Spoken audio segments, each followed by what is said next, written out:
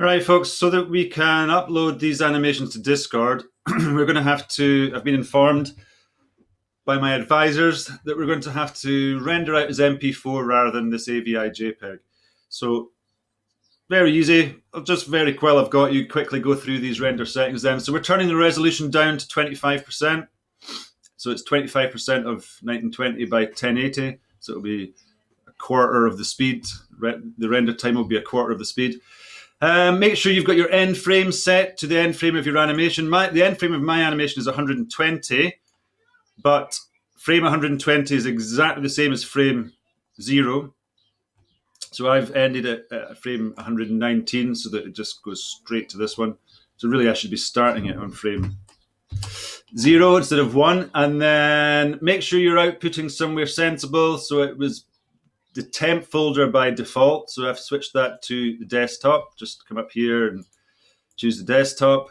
If you've got Google File Stream working, you can render it straight to File Stream, which is pretty amazing. So if you've got that working, I'd recommend doing that. Choose Google File Stream.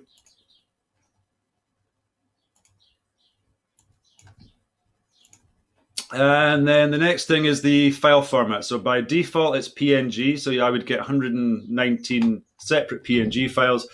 I did it in the original video. I was doing it to AVI JPEG, but for it to preview on Discord, we need an MP4. So choose FFmpeg. And then under encoding, we want to choose the MPEG-4 container. Okay, so FFmpeg video. And then you'll need to expand the encoding panel, and from encoder, choose MPEG-4.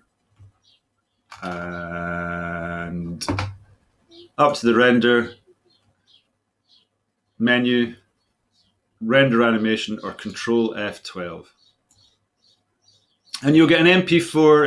It's still just as fast as the AVI JPEG.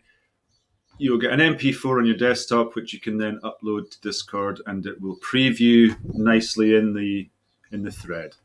All right, hope that was helpful.